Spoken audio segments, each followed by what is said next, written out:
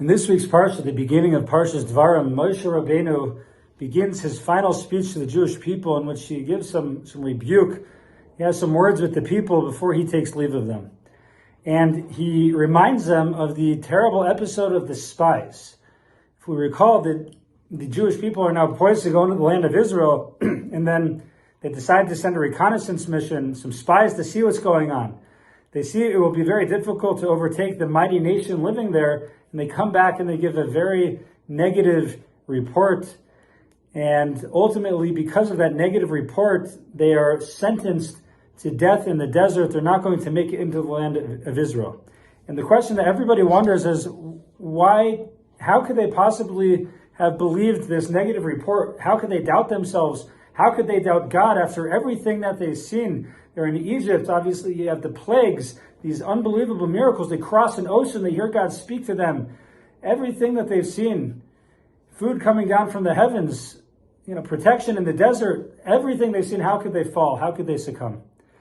Rabbi Yaakov Galinsky gives an unbelievable answer from the book of Kings, the second book of Malachim, and he tells a story how the king of Aram was trying to wage war with the Jewish people, but it seemed that they always knew his secrets. They always knew what he was up to.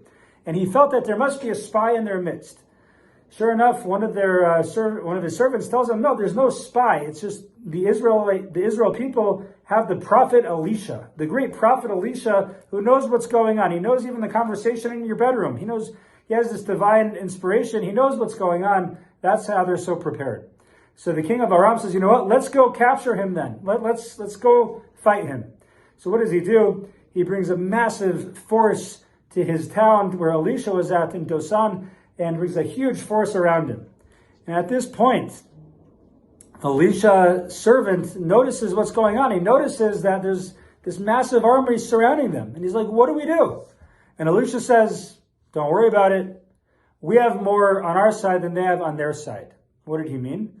At this point, Elisha prays to God, and he says, God, please open up the eyes of the servant so that he can see these angels protecting us, that the hills around us covered with horses and chariots of fire. Please let him see that. And then the Arameans came down to fight. And at this point, Elisha asks God another prayer. He says, God, please strike this people with blindness. At which point we can deliver them to the king of Israel, and we can triumph. So it's a very puzzling episode here. But the question that Rabbi Yaakov Galinsky asks is the following. That if in fact, why was it that Elisha first prayed to God that his servant can see the protection they had with them, and only then prayed that these angels strike down their enemies with blindness? In other words, why was it necessary for Elisha to pray at all that the servant sees the angels and the protection? Why was that necessary? We could have skipped that step completely and had Elisha only prayed that God should strike them down with blindness. Why did he need to pray? Why did Elisha pray that the servant should be able to see what was going on around him? And Rabbi Galinsky answers that the servant was terrified, and terror is contagious. If Elisha had caught his anxiety, he would have been overtaken with weakness and despair. And prophecy only comes when the prophet is feeling joy. So first and foremost, he had to calm the boy down. The servant was reassured when he saw that his teacher was surrounded by angels who were guarding him. Only then was he calm, and Elisha was then able to focus and daven to Hashem to strike the Aramean soldiers with blindness. We see from here an unbelievable insight that's relevant to all of our lives.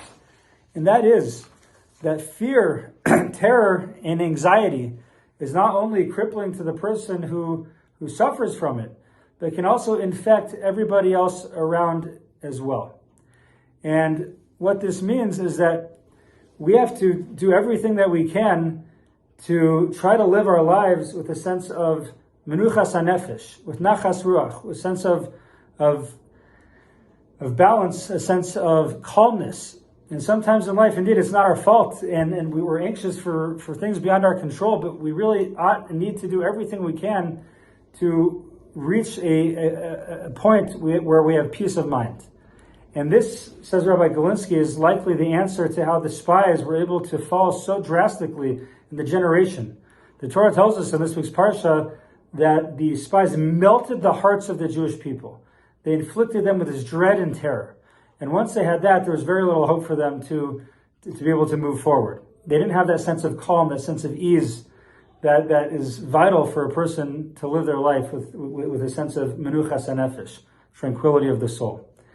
And that is why Moshe tells them immediately after recounting this episode that you need to stay strong. You need to not be afraid. Do not tremble in terror.